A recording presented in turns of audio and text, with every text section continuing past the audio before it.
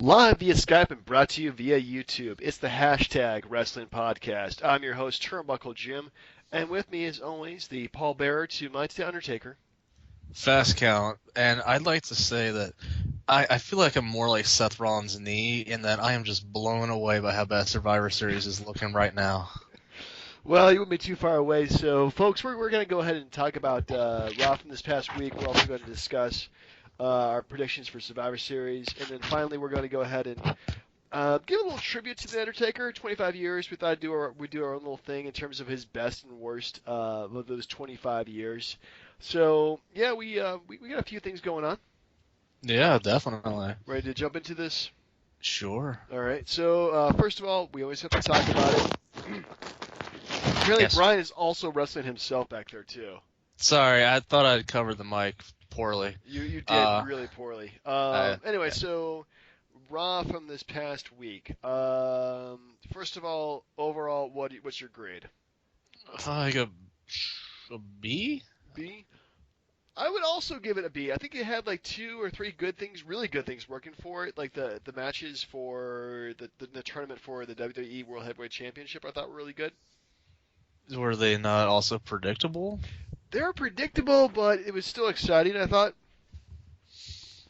Yeah. Okay. Well, the thing that I didn't like was Triple H talking to Owens and then talking to Cesaro, and more of it's like, is it anti Roman Reigns, or is it just, you don't know who the next authority guy is gonna be? Yeah, you don't know the guy yet.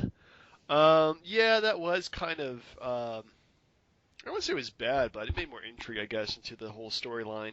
I really feel that this whole thing is just going to be one big swerve, and Roman Reigns is a new guy, or Dean Ambrose is a new guy. Either I one. I still say it's Dean Ambrose. Dean Ambrose is a logical choice, but maybe they want to take a risk and say, you know what, let's go ahead and pull the trigger on Roman Reigns. People are already halfway booing him anyway. We might as well, put have Dean Ambrose being the face and taking on Roman Reigns. At least I think that if I was booking, Mm. that's what I would do. But then See, again, see, I completely disagree because you think about it. What was Dean Ambrose doing this year? He was chasing Seth Rollins. Didn't win at all. So, are the fans going to take him seriously that he's going to beat Roman? No, not at all. That's why you make him the heel, you make Roman chase him, and then Roman takes the belt off of Dean Ambrose. either way, I'm happy with either one of those guys becoming champion because it would, at least hit one of my predictions from last year. Oh. Oh.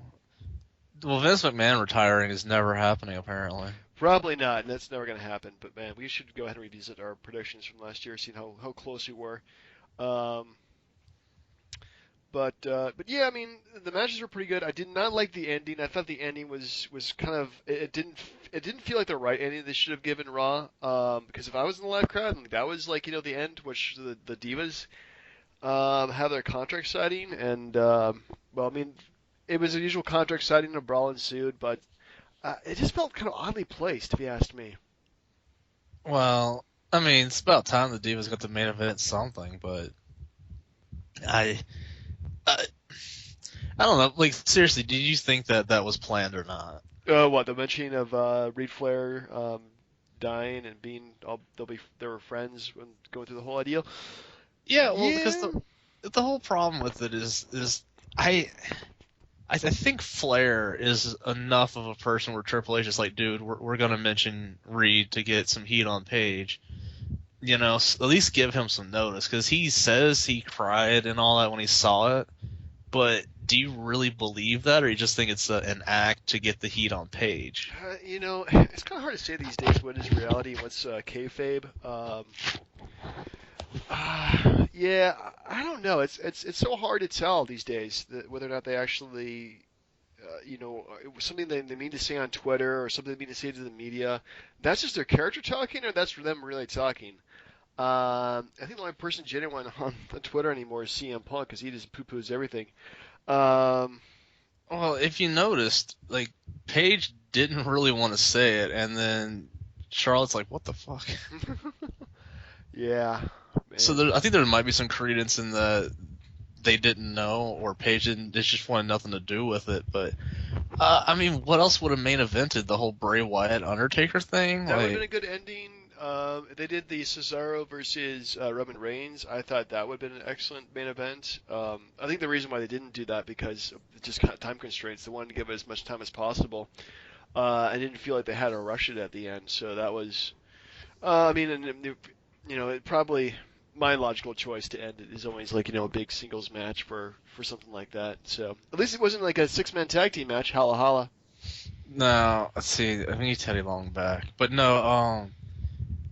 So I thought the best match of all of them was the Dean Ambrose Ziggler match. To be honest. Yeah, that was great too. I had no problems with that either. I thought it was as good, if not better, than the Seth Rollins versus Cesaro. But Cesaro probably gave Roman Reigns his best match ever. Yeah, and it will get him nowhere. True, true. So what do predictions for the pay-per-view? How many matches we have? Matches that we have, and we're not actually going to. I'm going to write these down just for posterity's sake, but not actually. We're not going to do scoring or anything like that because there's literally going to be there's going to be 7 matches during the pay-per-view, so that's not too bad. Wait, because you're counting. There's 4 matches for the title tournament. Well, there's 3 matches for the trials. Three, right. Semifinals and then the final match. So there's 3 matches for that. Charlotte versus Paige, Brothers of Destruction versus somebody from the Wyatt family. I guess it's Bray Wyatt and Braun Strowman. They're gonna throw in there a 5 versus 5 Survivor Series match, which if you ask me, they really gotta do a good job of that because I love Survivor Series. I think the idea of a team versus team is really cool. I'm really annoyed that ever since 90. By 94 or so, I think they've kind of gotten away from the whole formula of doing all. No, they've done it for a long time. It's been a couple of years. The last 2 or 3, they've kind of. Well, even last year was a Team Authority and Team Cena. Right. I mean, at least that was a traditional match. It actually had something on the line, even though it lasted a month. As far. Oh, no, go ahead.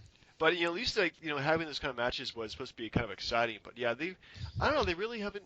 They really need to go back to doing a Survivor Series elimination matches, if you ask me. Well, the only 92 was the first one that broke away from that format because it had Brett versus Shawn in the ladder match. True. They did. They have been. I mean, it's not like they've been doing this for a while, but yeah, I just kind of grew up on between 87 to 91. They had those the teams of the team faces versus team heels, and that was always kind of exciting to me. Do you want that 1991 where you have the survivors making it to the main event? Oh, that'd been awesome! And each person who wins gets a title shot. I mean, that's what they should have done. But that would be cool if they brought that back. Well, all right. Anyway, Survivor Series. Just our 2 thoughts. Anyway, so let's go through these matches here, and I guess we'll just kind of do all predictions. Unfortunately, Tim is not here. Maybe he'll send us his picks sometime during the week when he gets a moment. I don't know. Have you seen Tim? Is he back from Parts Unknown? No, I think he's hanging out with Beefcake. Well, Beefcake's always got plenty of money. So first up, we have Roman Reigns versus Alberto Del Rio. Impressive. I'm glad I could say that again. There is no way Roman Reigns doesn't make it to the main event. There's no way at all. So, I think fans would when Undertaker lost to Lesnar and the fans were just it would be that exact thing. I think so too. It would be really just oh. I mean, that would be a shock to have Alberto Del Rio, who'd be a good person to put the belt on. But he hasn't been around for over a year and a half now. Has it been that long? What are you talking about? Alberto Del Rio. How long? That he was gone? Yeah. Less than a year, I want to say. Less than a year? Man, I gotta look that up now. Yeah, I mean, he wasn't. It's been about a year. I mean, he wasn't in the Rumble last year or anything like that. No, he wasn't. August 7th, he was fired from the company due to unprofessional contract. Close enough. You're unprofessional right. contact. So it's been about a year. So I don't know. I think putting the belt on him immediately. I think putting the belt on him anytime actually was a bad idea. They really need to put more heat on him. So yeah, giving him the belt now is just ridiculous. So you going with Reigns? I'm going with Reigns. Yeah, I mean, yeah, you wouldn't put the belt on him because for one thing he's the U.S. champ, and then another one that Zeb Coulter shit. That's not really buying it to me. If it's just kind of a crappy gimmick if you ask me. Yeah. Yeah. Anyway, so next up we have Kevin Owens versus Dean Ambrose. I do like the fact that the Intercontinental Champion and the United States Champion are in the semifinals. I think that's a good nod to the belts. Um, I'm just going to go with Dean Ambrose. I mean, there's no way. Well, see, but you say that, but when have they ever given us what we wanted? True. I'm going to say Kevin Owens.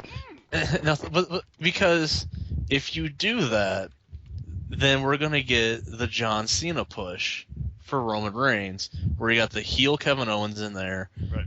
Roman Reigns beats him, the fans shit all over it, and then he gets booed from however long he keeps the belt.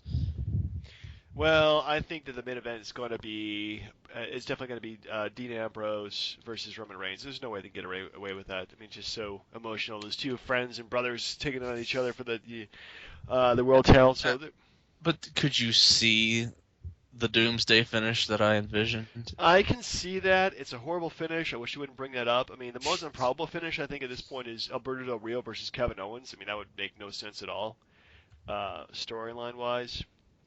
Or Dean Ambrose and Del Rio. Dean Ambrose and Del Rio would also be really weird too. I mean, don't get me wrong. I think you're right with Ambrose and freaking Reigns, but at the same time, it would not shock me if they give Reigns the John Cena treatment. Yeah, I think that'd be pretty crappy. If they get Kevin Owens to win, amazing, because he is the best thing in WWE today.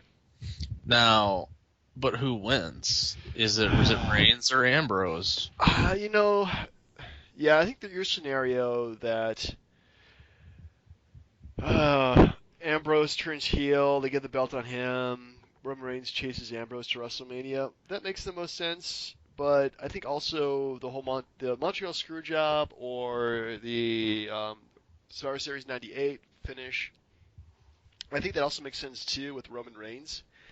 I think it could go either way at this point. It's more likely going to go Reigns as the face, Dean Ambrose as the heel, but either way, I'm torn. Well, the problem is Reigns has been unbeatable as it is, and you put him with the authority as the monster heel. He's not going to turn into just some wimp like a Seth Rollins type of heel champ. He's going to kick the crap out of you. True. So it's easier for him to chase Dean Ambrose than it is for the other way around, I think. So Ambrose. You gonna go with Dean Ambrose? Yeah, but then does Sheamus cash in and just ruin everything? I don't know. Why do they even give them that? He just needs to turn it in. He's got no chance. I'm going with Ambrose. I mean, we're gonna predict the same things over and over. No, but then again, think about it. He did lose in the first round of the tournament, so he's been pretty fresh. True. I'm gonna go with Reigns. It's gonna just be something different. We might get a complete swerve. You never know. Sometimes they do throw a few curveballs out there. So next up we have Charlotte versus Paige. Who you got? I think Charlotte. Charlotte. Okay. Good choice. Yeah, I think that's probably the way it's going to go. But I'm going to go ahead and pick Paige because I never pick against her. Well, I feel like it'll push Paige more over the edge if she loses. You know, like Eddie Guerrero when he couldn't beat Rey Mysterio. Mamacita. So next up, Brothers of Destruction versus the Wyatt family. Can we just go to the next match? Come on, you got to pick it, man. No, we all know what's gonna happen. You don't make it 25 years of Undertaker just to lose. True. But let me ask you: is this a retirement tour for both of them or just one? I don't know. Maybe both of them. And I think if they were really smart, they would have Kane turn on the Undertaker and have that big push until WrestleMania. What? Oh, you read that too? Like Kane versus Undertaker? No, that's completely me making that up. But yeah, I think that'd be kind of cool. I mean, the rumor here was John Cena versus Undertaker, which makes no sense. But you could. I mean, he's the only one Undertaker hasn't fought yet. True. But I think the one that makes it, well, I mean, they really need to do something interesting. So I'm gonna go with the Wyatt family in this one, man. I think Wyatt family and Kane turns on Undertaker and joins the Wyatt family.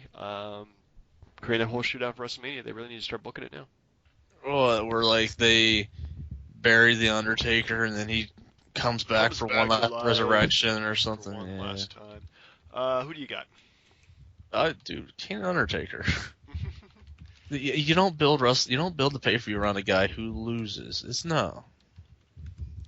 All right, so Well, they have a 5 versus 5 match, but we can't predict it because we don't know who's going to be in it. I'll take Team A. Team A. I'll take Team B. All right, that works. I'll take whichever team the New Day is on. New Day. I mean, they can't put these guys not in the pay-per-view. So. Well, okay, I take it back. I feel like the Usos would get the win just to build that up. Yeah, I think so too. That makes the most. I mean, who are their partners going to be? I mean, who else can they stick them with? We'll see. Stardust, the Ryback, Ascension. Big Show. Yeah, there's a few people that Sheamus. Kalisto, the man who should be champion. I don't know what they're doing there. It's like Rey Mysterio light, if you ask me. So finally, I guess definitely not our main event, probably opening match. Dolph Ziggler versus Tyler Breeze. Who you got? I think it's Ziggler just because he needs the win back. Wow. I'm gonna go with Tyler Breeze in this one. I really strongly believe that they would give Tyler Breeze the win just to start out. But go back to his NXT time. Did he ever win a match worth a damn? He beat Hideo Tanaki? Tommy, yeah, that guy. But you remember when he lost to Jushin or Samoa Joe? Yeah. So there's a laundry list of Tyler Breeze. There's a lot of guys that he lost to. Yeah, that's true. But, I don't hold it against him. Yeah, well, if Breeze wins, then the feud continues. Oh, yeah, that goes without saying. Anyway, I look forward to it. It's my birthday weekend, so there's so much stuff going on this weekend. It's ridiculous. Oh yeah, that reminds me. I work like early Sunday. That sucks, man. Well, we have Survivor Series, which of course gonna watch. Walking Dead, which I'll have to probably watch taped or something like that. Freaking Jessica Jones comes out on Netflix. Jessica Jones. I seriously don't know who the hell she is. She's from one of the newer comic book series from Alias. I'm looking forward to it. It's got David Tennant in it, so that's gonna be pretty cool. And of course, Fallout has been playing the hell out of that too. So. I just started watching Gotham. Really? Yeah, I'm behind. Yeah, it's such a good series. Anyway, time to talk about something other than, well, we're talking about wrestling, but still want to talk about the thing we've been kind of aiming to talk about all week. Oh, wait, so what's a 25th year? Is that like silver or what is that? That is I think it's silver anniversary. Because 50's golden, I think. Well, he's not going to be around for 50 years. You say that. Well, I mean, he's not going to be actively wrestling. If he does that, then it's ridiculous. He'll come out and do like a Mae Young and Moolah situation. Yeah, it's a silver anniversary. All right. Silver-ith. 25th, which is the silver anniversary, and then the gold's 50th, diamond is 60th. 70th is like in the grave. And so what gift do you give him but a victory over Bray Wyatt, right? How about some good wrestling? Okay. I may be wrong, and I don't know if you saw the Undertaker tombstoning Brad Maddox the turkey on the Tonight Show. I did not see that. No, I heard about it though. That sounds exciting. If you look at Taker now, I feel like he should wrestle Sting at Mania just in like a hair loss versus hair loss match, because you look at him and it's the back and forth. I don't know who's got the most hair. Well, I think it's probably Taker by this point, but they're a bit up there though. I'm telling you. So anyway, so we have his best and worst opponents, his best and worst moments of all time. What do you want to do? Opponents first or moments? I think moments. Let's go with moments. Okay, so I did the top worst moments, and you did the top best moments. Yeah. Top worst moments, top worst best moments, worst moments. Okay, I guess however you want to classify that. Mm-hmm. So I'm gonna do the bad moment, and you kind of with a good moment. And if it's the same thing, it'd be pretty hard to say. So yeah, so Taker has been, he's actively wrestling for the last 25 years. The last few years have been kind of off and on, but he's got tons of great stuff he's been involved in, and lots of not so great stuff too. Mm-hmm. Yeah. So anyway, I was tasked with the top worst moments. You were tasked with the best moments. So let's get to it. And I feel like if there's some, I feel like if they don't make your list, I'll be a little disappointed. Yeah. Please comment if we miss anything or if we hit something on the head. Because I kind of went with like my gut things I remember. I remember I really didn't go like any specific matches. I did mostly just like kind of scenarios and actions that were done that were just terrible, just terrible for him. Anyway, so number five, Hmm. Taker wins via DQ over Giant Gonzalez when Giant Gonzalez uses chloroform at WrestleMania 9. So you think that's one of his worst moments? I mean, honestly, like when has he ever like won via DQ at WrestleMania? Any other time? That's it. Yeah, that's it, man. And I mean, obviously they weren't going for the streak at that point, but they just kind of gave him the win. But still, when made Giant Gonzalez has some heat, I don't know. WrestleMania 9 is terrible, and the Undertaker definitely got some crap thrown on him that day. I Yeah, no, I completely agree with Yeah. that. Let's see. So a good moment. I'd like to follow that up with WrestleMania 13, because for like I think it was like 97 at the time, but Yep. you think about like his first 6 years, and he fought every crappy like Gonzalez or Kamala or Yokozuna, like Mabel, like he had some really shit gimmicks and people he had to fight against. And yet he wasn't the champ, but at WrestleMania he beat Sid Vicious, Psycho Sid, in the main event and won the title. So I think that said a lot. I mean, yes, it was because Shawn didn't want to drop the belt to Brett, but even still, the fact that Undertaker won the belt at Mania shows that Vince had trusted him to carry the ball for at least a little while. Yeah, I mean, especially that was like their darkest days too. The only Mania not to sell out. I mean, he was the only like really reliable guy they could give the belt to at the time, and so yeah, that definitely shows a lot of trust that the company had in him. Definitely. Speaking of trust, number four, Undertaker crucifies Stephanie McMahon as part of the Ministry of Darkness. I believe it was some Raw in early 1999 when this happened. It was because I just watched it a couple days Uh-huh. ago. It was between uh, WrestleMania and Backlash, so it was like right after Mania. Yeah. But actually, didn't he end up? Because I actually didn't watch this thing again. But I remember he was going to crucify her and ends up crucifying Stone Cold Steve Austin instead. Well, no, he does put her on there, and then Right. yeah, he gets her, and then the higher power shows himself to Austin, and then reveals himself the next week as Vince McMahon. Jesus Christ. Yes, yes, yes, That's yes. that is just horrible. Oh my goodness. Anyway, so you're number four. Retiring Shawn Michaels. Ooh. Yeah, I don't mean it in that way, because Shawn wanted to go, but arguably those two matches were like in the top 5 of the best WrestleMania matches of all time, or top 10 at least. At least, yeah. And you can't argue with the quality of those, even 10 years later after their first feud with the Hell in a Cell stuff. They were still getting it done, or 10 plus years. You can't get enough of that. Like I thought, like those that Taker being such a big guy. He had all those big guys I said that he fought against, but it took like an HBK or a Bret Hart or Triple H or The Rock or something like that to solidify Taker as a guy that could go in the ring, and those matches helped show that even X amount of years later. Okay then.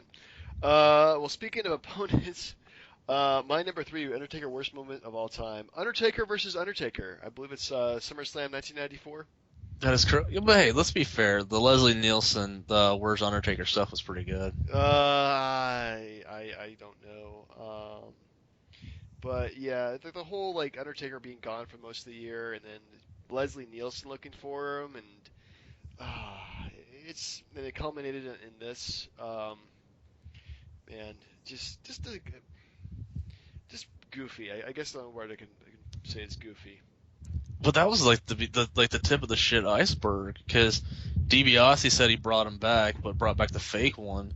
And then for the next year, Taker's wrestling like King Kong Bundy, Tatanka, like the whole $1 million corporation. Like, it's just a rogues gallery of crap. Like, just horrible, horrible, horrible, horrible, horrible gimmicks. Terrible. Anyway, so you have a better number three? Uh, yeah, I wanted to use his first ever title win, Ooh, beating Hulk Hogan at the '91 Survivor Series. right. Because I mean, granted, Hulkamania was kind of on its not nearly its last legs, but getting there. But even still, like a year into the company, you beat the man at one of the bigger pay-per-views that they had.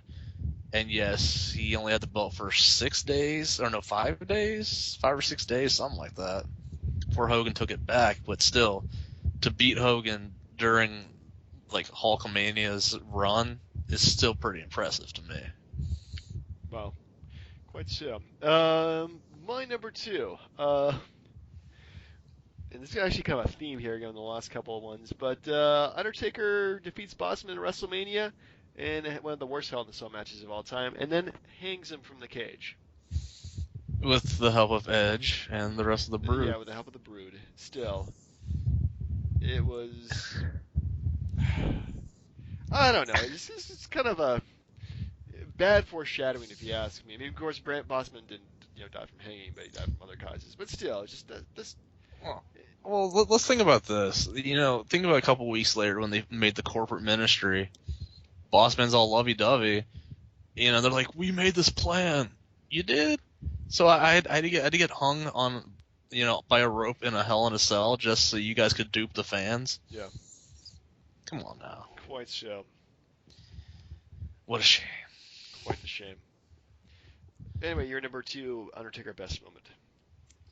It's a cumulative thing, but really, like just Hell in a Cell in general. Hmm. Well, I mean, think about it. I mean, yeah, it was his, just like the casket Right. match. Like there's stuff based off of his gimmick, but I mean, you wouldn't have like the Elimination Chamber without the Hell in a Cell. You wouldn't have most of those things, and Taker with HBK's help make that go. But when you think of Hell in a Cell, besides Mankind, you think of Undertaker, and I just think that and now we have a pay-per-view called Hell in a Cell based off that match, based off of Undertaker. Right. Yeah, he definitely originated tons of gimmick matches. I think he's probably been, a casket match, buried alive, Hell in the Cell, Inferno match. Um, Oh, the Punjabi was the Kali. that's Kali. Yeah. But yeah, I mean, there's several matches that were created just for the Undertaker. Um, or not a pole match. Yeah. I don't think they did that one. No. Anyway, so my number one, Undertaker worst moment of all time. Can you guess what that is? Oh.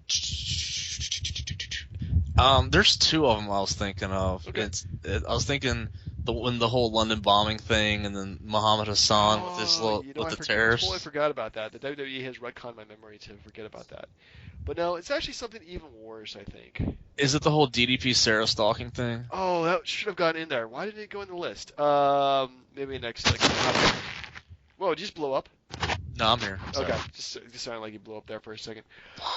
Um, no, I actually had like an honorable mention. Those would definitely go in there because they were both pretty bad, but they weren't like Undertaker didn't do that himself. It was other actors upon him, if you ask me. No, number one is probably like the most like what the fuck moments in professional wrestling. Ooh, I know it. When the whole Paul Bearer, when he buried him in the quicksand. Yes, when he buried Paul Bear in Cement, quicksand. cement. Cement. Yeah. Cement. After winning the match with the Dudley Boys, the stipulation being that the Undertaker did not lose the match, Paul Heyman would bury Paul Bearer in cement. No, honestly, he's already kidnapped Paul Bearer, and Taker himself flips the switch to make sure he has got no liabilities in the future. So effectively, they said kayfabe that he had grave injuries or something like that, but literally they killed somebody on TV. It's honestly like I don't know what the hell they're thinking. Obviously, Paul Bearer came back after that. Unfortunately, he is now no longer with us. Rest his soul. But still, it's just like what the hell are they thinking? True. It took me a minute, because I honestly thought the whole DDP stalking thing would have made it, but yeah, no, burying Paul Bearer, that's pretty messed up, That man. has been the most effed up thing ever. So you're number one. just, I mean, at the end of the day, I mean, considering the streak is gone, Yeah. just for your own benefit, when you think of Undertaker, what do you think? I think of Undertaker. I think that he really he kind of plays by different rules in how he's written because he can do supernatural things. He can have just weird stuff happen around him, and either you play that as a heel or play that as a face. I think probably his greatest thing I think about is his presence in the ring. Like you look at Undertaker, you look at yep, that's a professional wrestler, and yeah, he probably has killed somebody in the past. Well, that is good, but I'm thinking more along the lines of like in a moment, and I'm kind of split, so I kind of want your vote here. Okay. What's a better number one? Are we talking about? Because I think the Mankind Hell in a Cell match is what makes him stand out the most, Mhm. or the fact his WrestleMania streak. I would go with the WrestleMania streak Mm. because honestly, killing mankind in the ring is easy to do. I mean, people have done it before. I mean, hell, even Edge has done that. Yeah, but Um, but don't you think when you think of Undertaker, you think of him throwing Mankind off the cell? that's something I think about, but I think the streak is the probably the most improbable. Uh, it probably is probably not going to be recreated at all. There's just no way. Like somebody's going to have that kind of streak going in any kind of pay-per-view or having that kind of legacy. Granted, the streak I think kind of developed accidentally. Just kind of like remember, hey, Undertaker's never lost a match for like the first, or Undertaker's never lost a WrestleMania match in like 10 years, so we might as well make that a thing. When it did become a thing, I think it was a lot of people became interested in because of that. But it's just never going to be replicated at all. Look, one last thing. I'm sorry. So Yeah, so Taker loses to Lesnar at Mania. yeah. Everyone thinks that's like, whoa, it's such a big deal, but like, what did that really do for Taker? Because they had the rematch, Yeah, and he had to technically cheat to win, and and he then won. and then the rematch after that, like he lost cleanly in the Yeah. cell. So what does that? Where does that leave Taker? I don't know. Yeah, it's kind of hard to say. Then again, he has to take on somebody who has. I mean, everybody else has taken him on the last few years. He is absolutely destroyed. So, man, I think it's still just Taker. I mean, Taker, he's showing his age. He's definitely the consummate veteran. But he can still stand toe to toe with Brock Lesnar. Then, he is probably you know, still the guy who can still hold his own against somebody over 10 years younger than him, then yeah, um, I think it still leaves him in a very strong position. I don't think it takes away too much from him. Poor Bray Wyatt. Like Poor he, Bray. well, I'm sorry, we're getting off this thing, but it's Yeah, like he lost to Taker at Mania. yeah, It wasn't that bad of a match, and then Heyman says that when he came back at Battleground to screw Lesnar out of the title, that was his true resurrection. So basically, the WrestleMania match didn't mean crap. it was just an apparition that he fought. It And wasn't actually Taker. and then after losing to Lesnar again, he's got Bray Wyatt to fall back on and kick his ass. Yeah. Well, let's not really hope for a Wyatt win because Wyatt really needs to get the win because he has been on a losing streak for well, in a pretty bad losing streak if you ask me. The last year pretty much. Well, except for the Dean Ambrose stuff. But Yeah, that was pretty strong in him. Anyway, what do you go for? speaking of opponents, Speaking of his opponents, yes, let's move on to the best and worst opponents. Want to do the same? You say his worst, and I say his best. yeah, that's fine. What are you? Are you scratching yourself or something? The mic is No, sorry. I was adjusting where I was laying. I apologize. Okay, too much information. So, the fifth worst opponent of all time. Oh, damn! Like it's just like a. There's so many. Like there's. There is. I'd have to say Mabel. Ooh, King Be, Mabel, you mean? yeah. Well, I mean he's wrestled a lot of really bad stiffs, but not that many that broke his face and made him wear a Phantom of the Opera mask. Like it did in like late '95, early '96 time. Like, do you remember that? Like No, I wasn't watching at the point, but he I had do like remember the mask though. It looked goofy. he had like the giant hat and the broken off Phantom of the Opera mask, and it was really bad. So I would definitely put Mabel up there for being a horrible wrestler. I see. Mabel is, yeah, Big Daddy V, or whatever he wants to call himself. Viscera. Viscera. Yeah, not my favorite. Um, all right, well, I'm going to go. Choosing the top five is really hard because he's been in so many matches as of, well, ever. Um, but I'm going to, okay, so number five, you probably will agree with this one, Edge. I was hoping you'd put him in there. Yeah, well, after watching the Hell in the Cell match, and the WrestleMania match with Edge, and he's just been really good with the Undertaker in the ring because they're big dudes, but they also like are not like really heavy, so they can do tons of stuff in the ring, and Edge is good at taking bumps, and Taker's good at making himself look like he can destroy somebody. Yeah. Well, Um, I mean, the feud had set itself up like a year before that. No, I don't think I was paying attention to that. But still, I mean, Edge definitely, brought it to the Taker. Taker definitely gave it back, and both those guys look great in the rings, taking on each other. So, Yeah. I really feel like they're really he definitely was up there. He should definitely get some oh recognition yeah, for that because 2008 they carried that feud for a while. So I guess number four, crappy opponent. yep. Number four was the worst. God, like, there are seriously so many. There's so many, especially the early days. I feel like that I could just camp out there and be done with it, Yeah. but I'll sprinkle in a couple somewhat recently. Heidenreich. Heinrich. I don't remember those guys fighting, but okay. Like you remember the whole Michael Cole poetry thing? Oh God, no, I do remember that. It's so bad. No Yeah, more shower rape, WWE. Please, no more.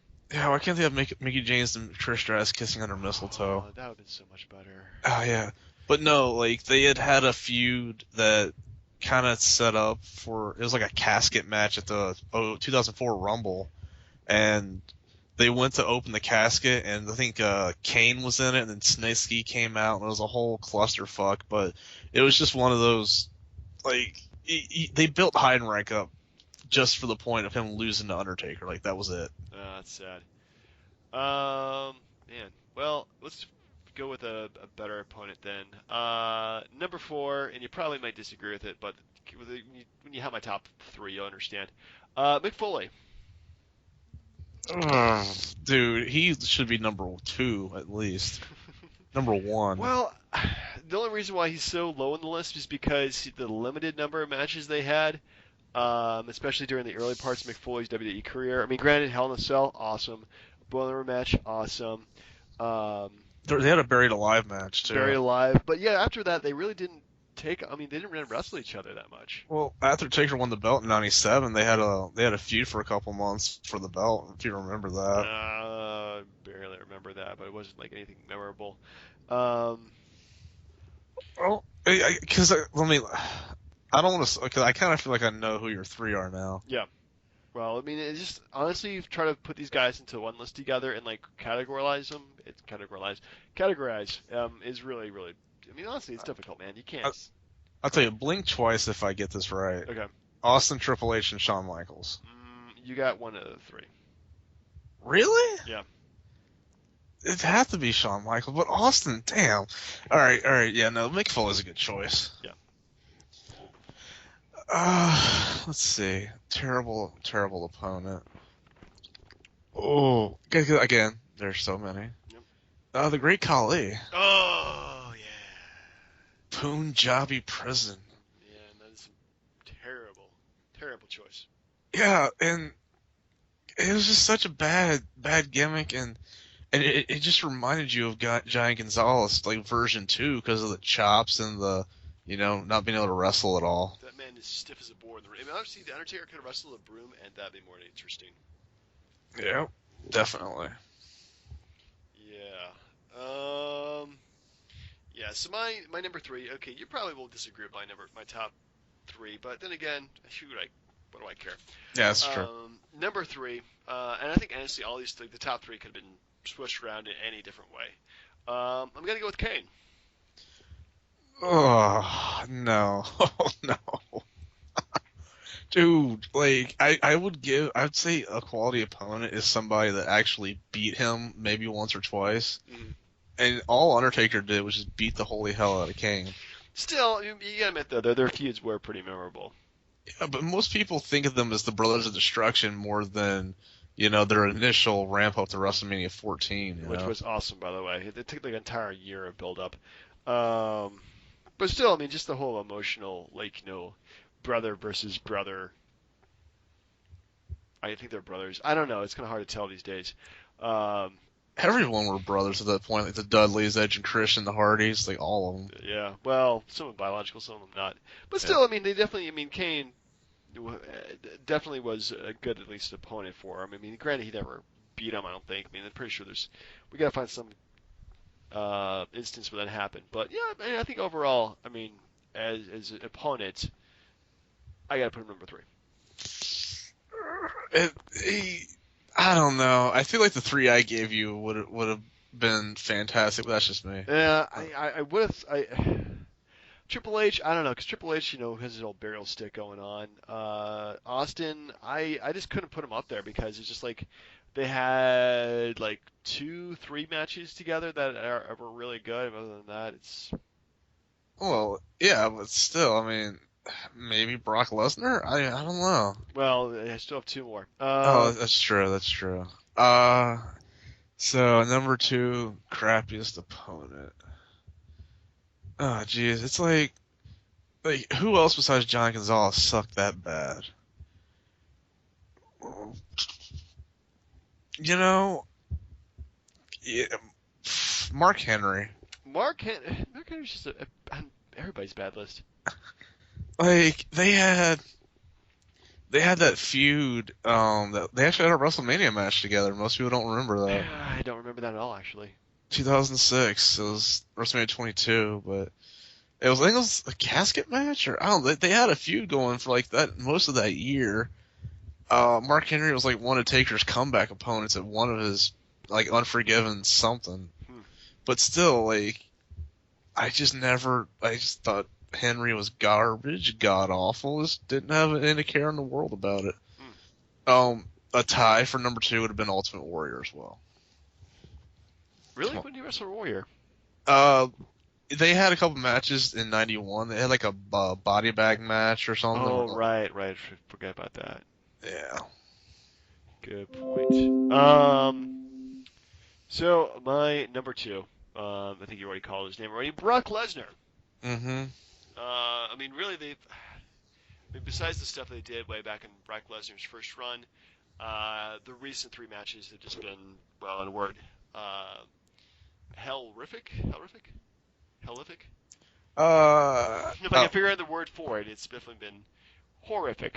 it's one Hell War Ride. I don't know what it is. Yeah, lots and lots of hell.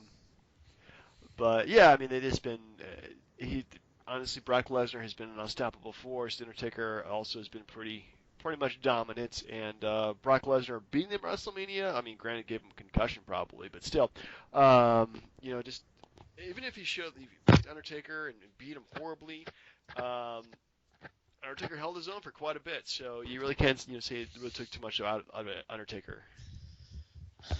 Agreed. Agreed. Now, I want to explain this one because you're gonna disagree. It's not Giant Gonzalez. Okay. Because it's too easy to throw him under the bus. But they knew that after 2 matches together that was a horrible idea, and then Giant Gonzalez never wrestled again.